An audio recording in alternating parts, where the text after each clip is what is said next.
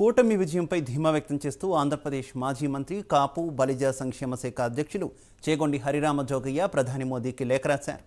ఆంధ్రప్రదేశ్లో జరిగిన ఎన్నికల్లో విజయ అవకాశాలపై చేగొండి హరిరామ జోగయ్య సంచలన లేఖను విడుదల చేశారు. టీడీపీ, జనసేన, బీజేపీతో కూడిన ఎన్డీఏ కూటమి 120 అసెంబ్లీ సీట్లకు పైగా గెలుస్తుందని తెలిపారు. ఈ మహాయుద్ధంలో మిగిలిన కులాలతో పాటు కాపు సామాజిక వర్గం కూటమికి చొరవ చూపారంటే దానికి ముఖ్య కారణం జనసేన అధినేత పవన్ కళ్యాణ్ అని లేఖలో పేర్కొన్నారు. పవన్ కళ్యాణ్కు కీలక పదవి వస్తుందని, పవన్ కళ్యాణ్ అధికారంలో భాగస్వామి అయితే తమ సంక్షేమానికి డోకా ఉండదనే ఉద్దేశంతో కాపులందరూ కూడా ఎన్డీఏ కూటమికి సహకరించి ఓటేశారన్నారు. తాము ఎప్పటి నుంచో డిమాండ్ చేస్తున్న విద్య, రాజకీయ పదవుల్లో రిజర్వేషన్ సౌకర్యం పొందగలమనేది ముఖ్య కారణమన్నారు.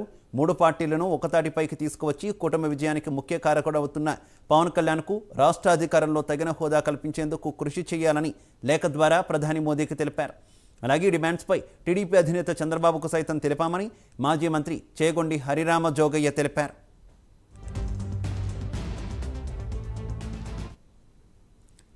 రైట్కి ఇదే విషయానికి సంబంధించి మరింత సమాచారం మా కరెస్పాండెంట్ రాంబాబు అందిస్తారు. రాంబాబు. Thank you Shiva. ఈరోజు ఉదయం చేగొండి ఎవరైతే కాపు బలిజ సంక్షేమ సేన అధ్యక్షుడిగా ఉన్నాడు, మాజీ మంత్రి, పార్టీ సీనియర్ నాయకుడు, రాజకీయ కురువృద్ధుడిగా పేరొందిన పశ్చిమ గోదావరి జిల్లా రాజకీయ కురువృద్ధుడిగా పేరొందిన చేగొండి హరిరామజయ్య కొద్దిసేపటి క్రితం ప్రధాని నరేంద్ర మోదీకి లేఖ రాయడం జరిగింది.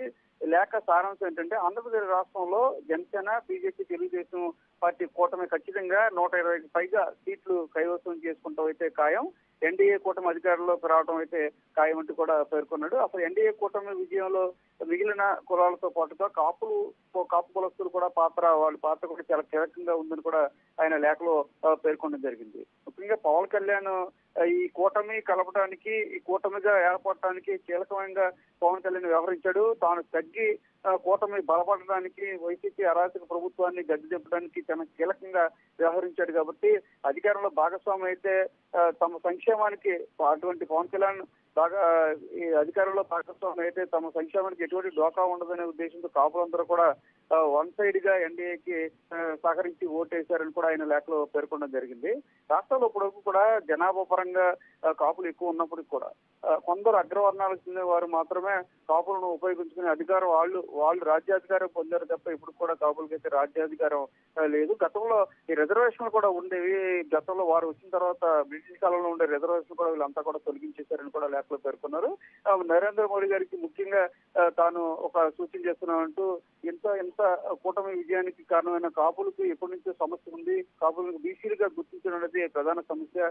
విద్య, ఉద్యోగాల్లో వీళ్ళకి రిజర్వేషన్ల అవకాశం కల్పించాలని కూడా ఆయన పేర్కొనడం జరిగింది. అదే రకంగా ఈబీసీ రిజర్వేషన్లు ఏదైతే 10% ఉన్నాయో అందులో 5% కాపులు కేటాయిస్తే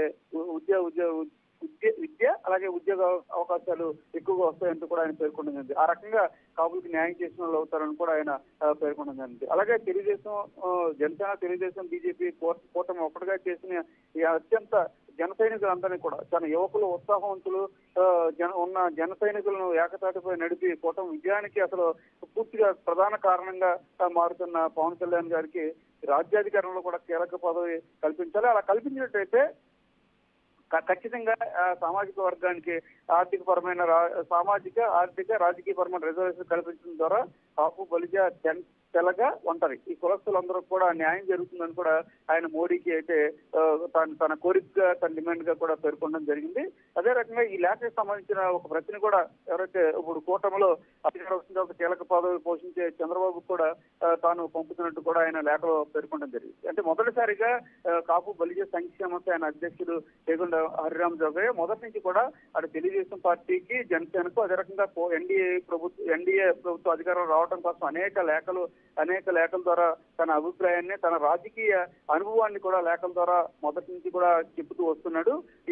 ఎక్కడ ఏ అసెంబ్లీ నియోజకవర్గాల్లో ఎవరైతే పోటీలో బాగుంటుంది, ఎలా ముందుకెళ్తే బాగుంటుంది, అసలు మేనిఫెస్టో కూడా ఎలా ఉంటే బాగుంటుంది అంటూ కూడా మొదటి నుంచి కూడా కూటమి ఒక శ్రేయస్సు కోరే శ్రేయోభిలాషిగా అతను లేఖల రూపంలో అతను వృద్ధ రాజకీయ నాయకుడైన తన అనుభవాన్ని అంటూ రంగరిస్తూ కూడా లేఖల రూపంలో మొదటి నుంచి కూడా కూటమి విజయానికి ఆయన తన వంతుగా లేఖల రూపంలోనే కృషి చేస్తూ వస్తున్న పరిస్థితి ఉంది. ఈ నేపథ్యంలోనే మొదటిసారిగా ప్రధాని మోడీకి లేఖ రూపంలో తన యొక్క అభిప్రాయాన్ని తెలియజేశాడు. ఎప్పటి నుంచో ఉన్న కాపుల యొక్క దీర్ఘకాలిక సమస్య, ఎప్పటి నుంచో ఉన్న ఈ సమస్యను పరిష్కరించారంటే ఖచ్చితంగా కాపులందరూ కూడా అందరూ వాడుకుని వదిలేశారు తప్ప ఇప్పుడు ఎన్డీఏ కూటమి అధికారంలో వస్తుంది కాబట్టి మోడీ గారు వెనకాల ఉండి మోడీ గారి మీద నమ్మకంతో అందరూ కూడా పవన్ కళ్యాణ్ మీద నమ్మకంతో ఓటేశారు కాబట్టి ఖచ్చితంగా మోడీ గారు కాపులకు రిజర్వేషన్ కల్పించాలి, విద్య ఉద్యోగ అవకాశాల్లో రిజర్వేషన్ కల్పించాలి. అదే రకంగా రాజ్యాధికారంలో